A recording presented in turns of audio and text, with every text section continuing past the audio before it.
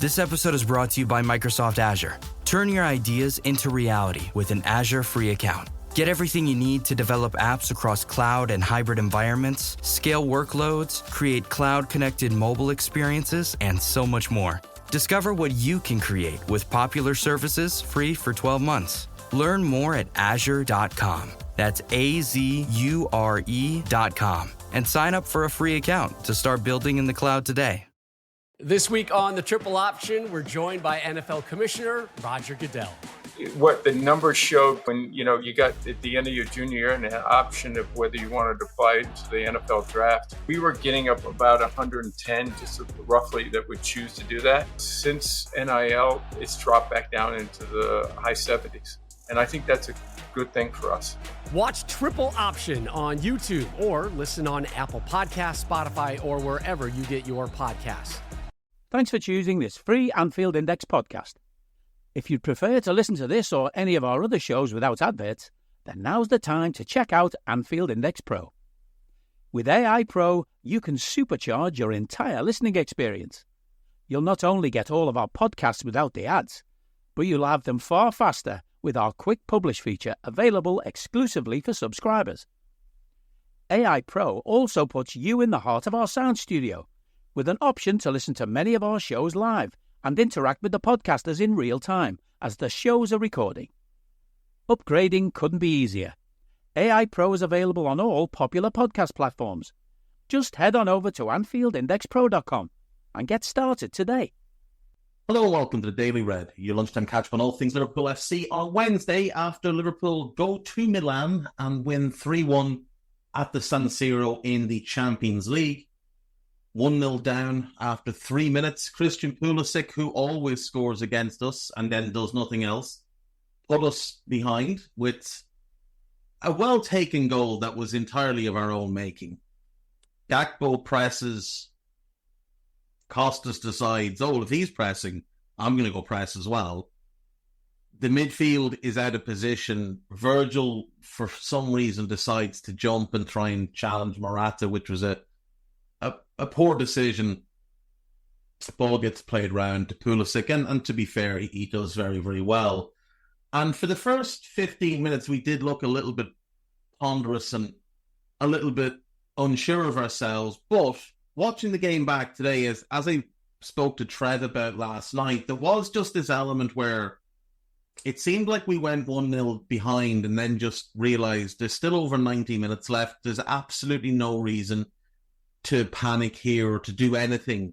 And it was almost like we started to just try and feel our way into the game, like we were starting the game over again, as if it was starting from 0-0 and nothing had happened. And on about 15, Arna makes a bit of a change because they're having some joy. And we're struggling a little bit to deal with their left-hand side, Leao and Theo Hernandez. Mostly Theo, who's getting a lot of space and time to operate in, because the midfield isn't working properly, because Trent is trying to deal with Leao, because we're putting both centre-backs centrally to deal with Morata, who's drifting side to side. And Arna changed it, and he moved Trent a little bit further forward. He moved Kanate a little bit across, so Ibu dealt more with Leao from there. Virgil took the Morata assignment and then just put him in his pocket. And the midfield had less room to cover. And I did think even for the majority of the first half, even when we equalised and even when we went ahead, the midfield still looked a little bit disjointed and still looked a little bit unsure of itself. But in the second half, the midfield was outstanding. Now, obviously, we get back in the game with Ibu scoring from a Trent free kick, and we go ahead with Virgil scoring from an Costas Tsimikas corner. That's before half-time. We could have been 5-1 up. Like, we really could have been. Mo hits the bar twice. The first one is an unbelievable effort because it's on his weaker foot. The second one felt like he could have done a bit more with it. And Diogo Jota misses an absolute sitter where he really shouldn't be shooting. If you take on the shot, though, you have to score because you're ignoring a player who's got a tap-in into an empty net. Cody Gakpo is stood 5 yards to his right, dead centre of the goal. Keepers come out to meet Jota. All he needs to do is just clip it across to him, and Cody's tapping into an empty net. And Jota decides to take it on. Now, I have no issue with him taking it on, but you have to score. Like, you have to score. And he makes an absolute mess of it. He doesn't even come close to scoring. He comes closer than Costas would in the second half. But we'll come to that. Second half, we did start to play, I think, better as a unit. There was more control. I thought the midfield in the second half were excellent, all three of them.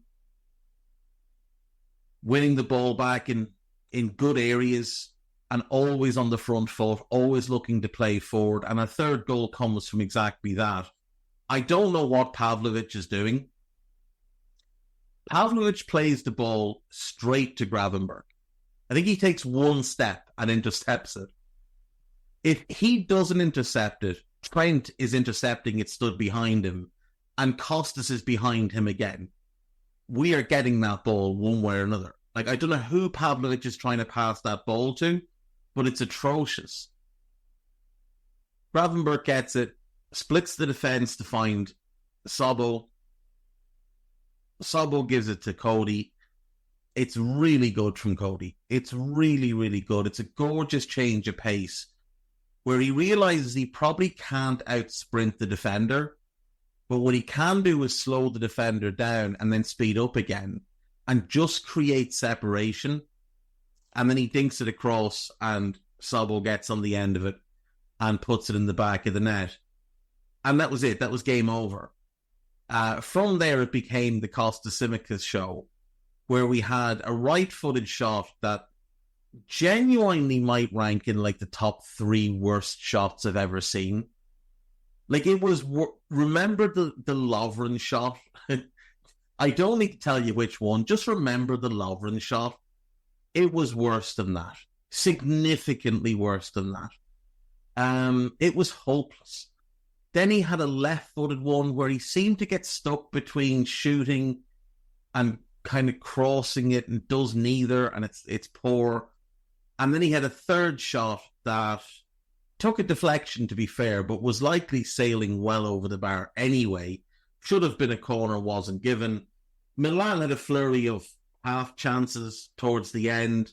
Leao had one really good chance, which I still haven't seen a proper replay of to see whether Alisson saved it or not. It looked like he did make the save, and if he did, it's a hell of a save. But I thought from when we made the change, when Trent pushed up a bit to try and condense the space and stop Theo having so much room to play in, it really did nullify Theo. And then Ibu just took Rafael Leao's lunch money over and over again. It was very, very impressive. There was that one moment in the second half where Leao doesn't down the line and Gravenberch does really well to slide in and cut it out. But Ibu just put the lad in his pocket. And Trent was doing well on him. That's the thing. It wasn't a change that was made because Trent wasn't doing well. It was that we as a team weren't doing particularly well at coping with the threat down that side. And once we did, that was it, threat over. So it's a really good win. Sets us on our way. We have 4 home games and 3 away games left. You would suggest that Leverkusen and Real are the tough games, and the rest should all be winnable. We play Bologna next. That should be 3 more points. Then we go to Leipzig. You'd certainly be aiming for 3 more then. Then I think it's Leverkusen and Real back-to-back, if I'm not mistaken.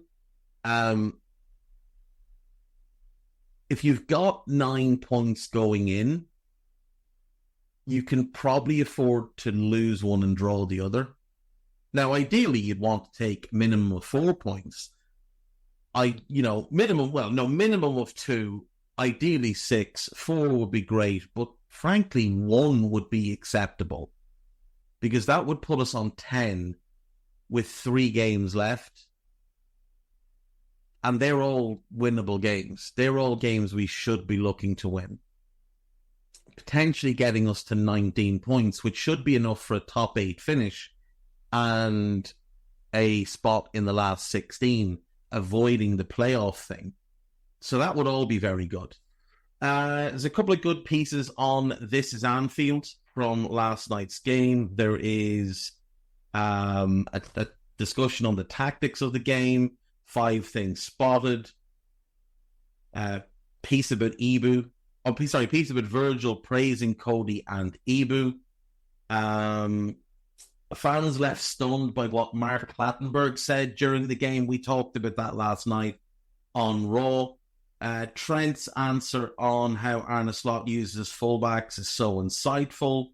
Liverpool produced brilliant response for maybe their best display so far. I mean, possibly.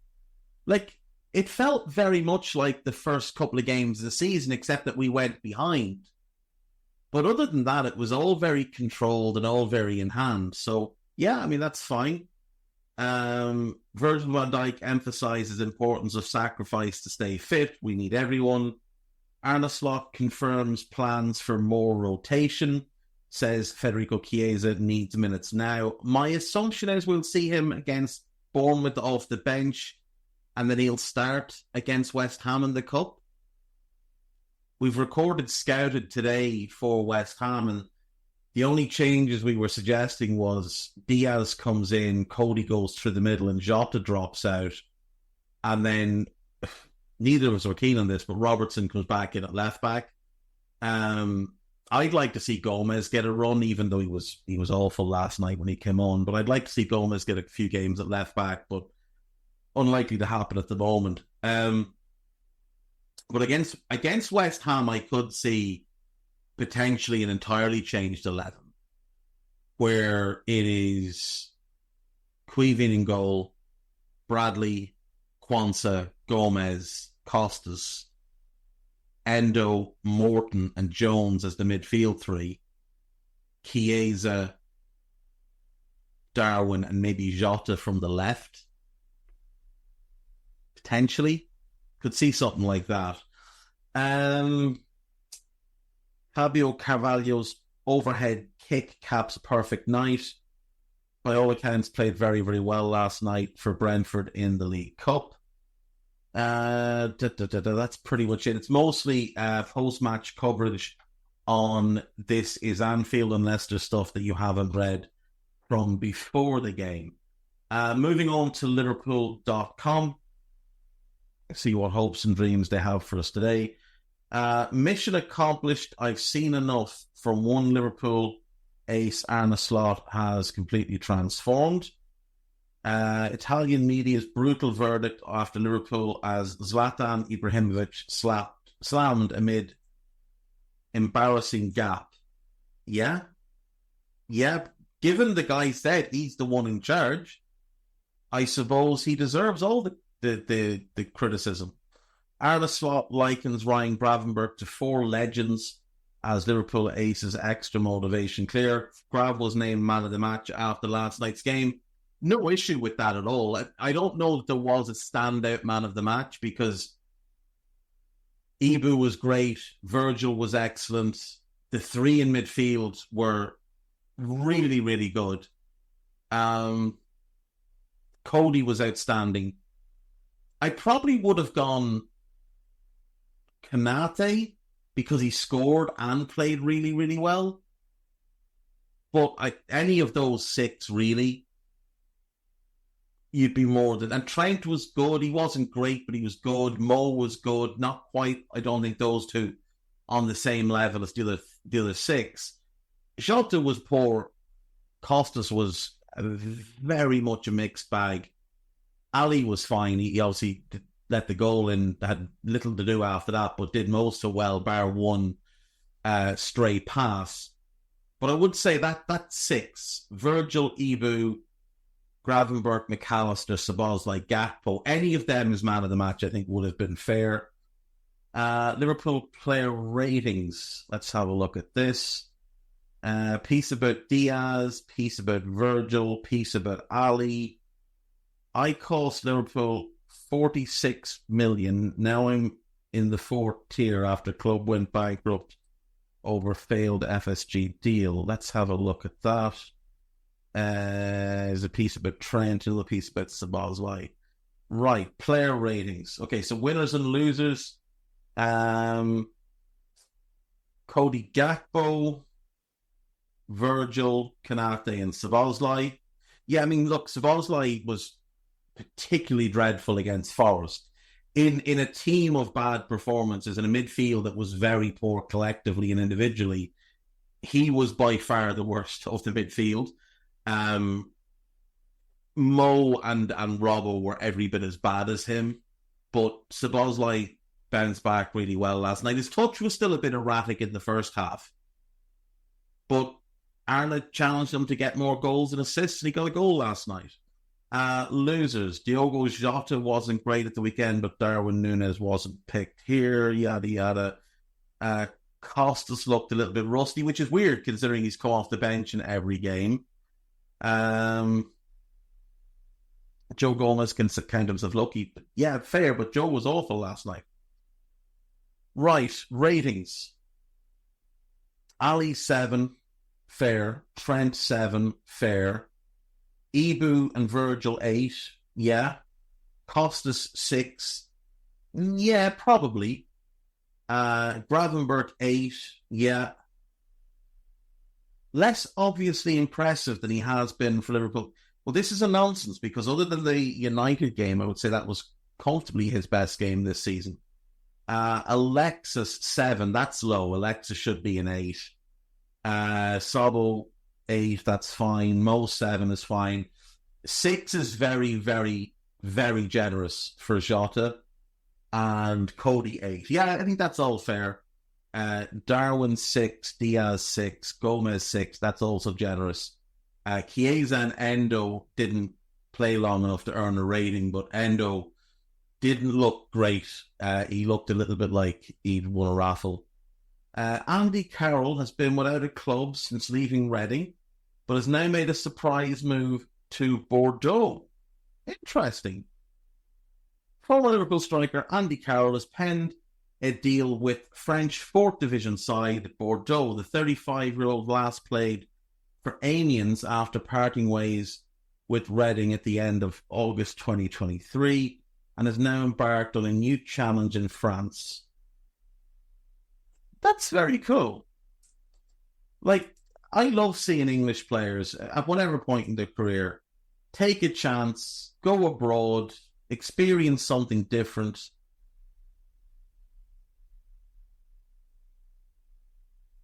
Right, so Carroll, Newcastle obviously, loan at Preston, back to Newcastle, has a good half season. We decide to spunk a load of money on him. It's a disaster. He goes on loan to West Ham. They decide to give us a decent amount of money, but only about half what we paid back. He has 6 years there.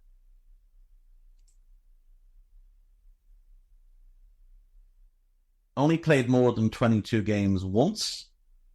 Scored 34 goals in 142 games, including the loan.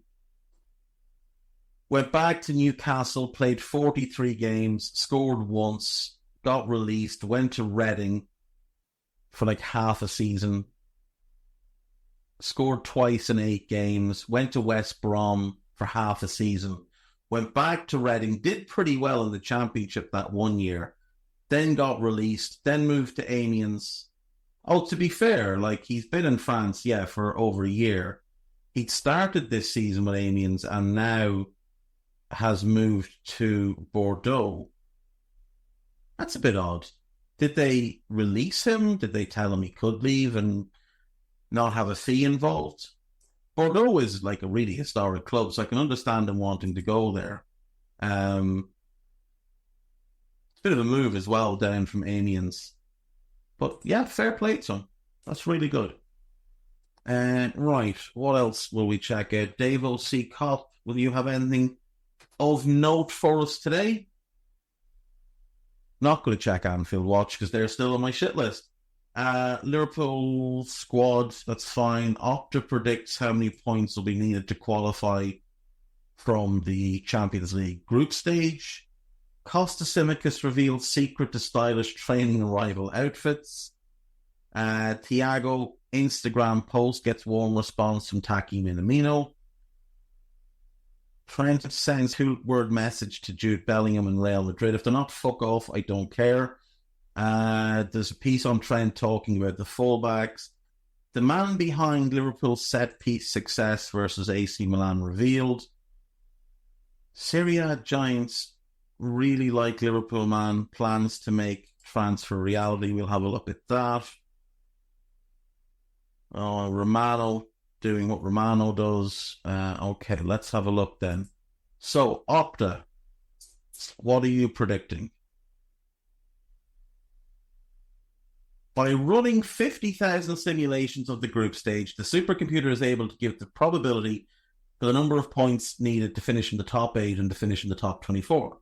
In 98% of simulations, 16 points was enough to finish in the top 8, meaning 5 wins and a draw or 4 wins and 4 draws are likely to guarantee progress to the knockout round. So that's pretty good. That's pretty good. And they're suggesting that 10 will be enough to make the top 24. 9 might be enough, but 10 will be enough by their model. There's a very low possibility you could get into the top 8 with 13 points, a 28% chance you'd get in with 14, a 73% chance with 15, and then a 98% chance with 16. So, like I say, if we beat Bologna, that's 6. If we beat Leipzig, that is 9. Let's say we get 1 point from the next 2 games, Leverkusen and Real. That's 10. Yeah, we should absolutely get 6 points from our last 3 games. So this should be fine. Should be fine. Okay. Girona, that's winnable, even away.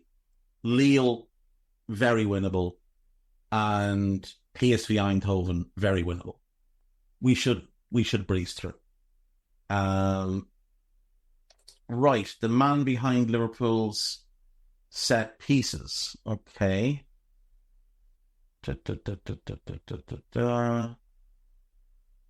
So we're still waiting on a set piece coach. There was talk a few months, well, maybe a month ago, maybe more, that we were about to appoint one, and the rumour was it was going to be Anthony Barry. That hasn't come to fruition.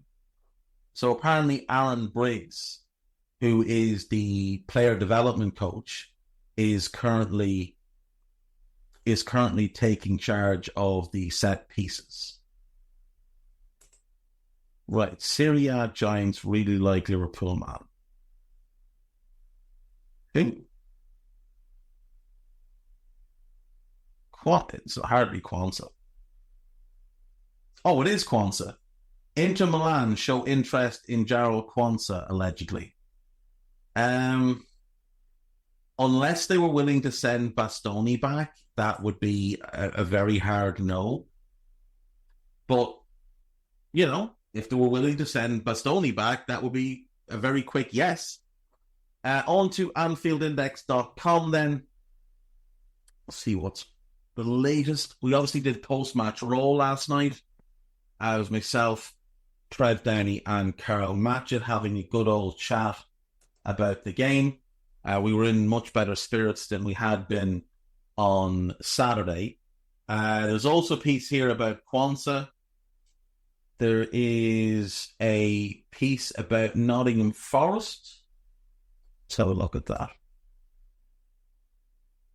Piece about the Champions League game.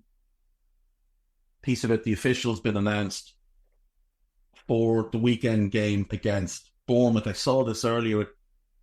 It's someone that's had, I think, a pretty bad record with VAR, if I'm not mistaken. We'll have a look at that.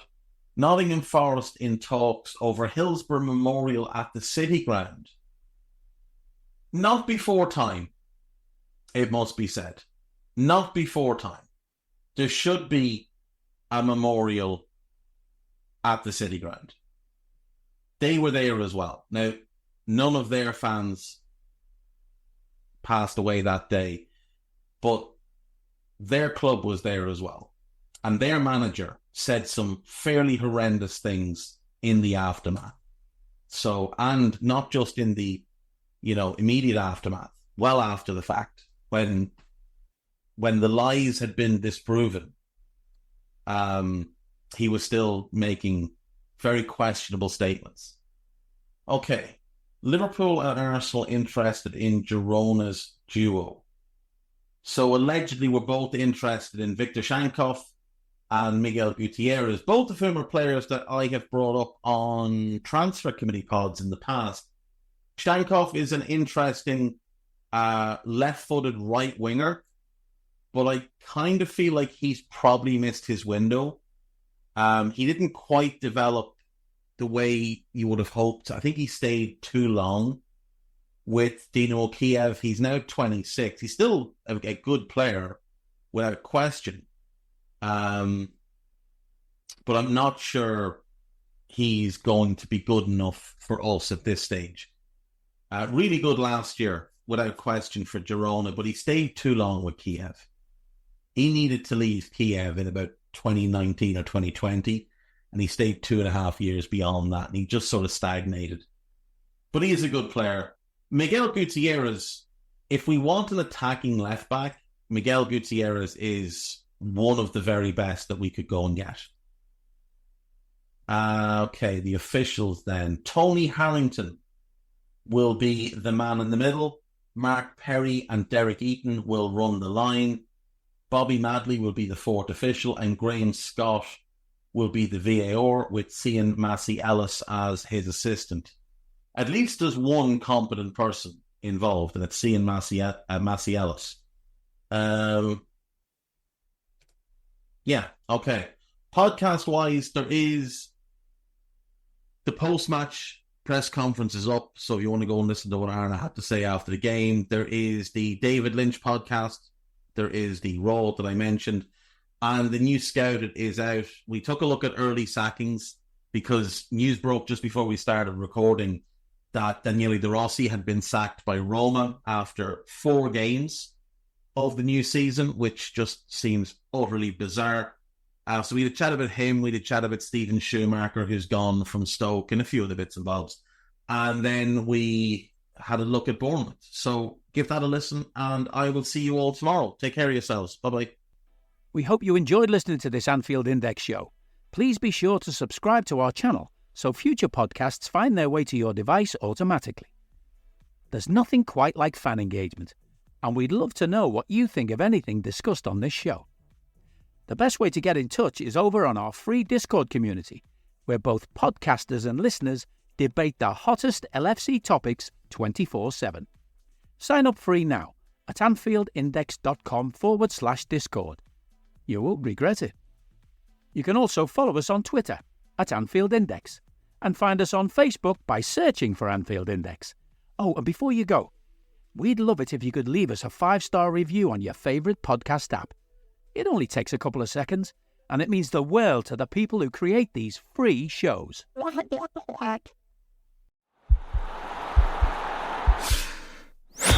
This podcast is part of the Sports Social Podcast Network.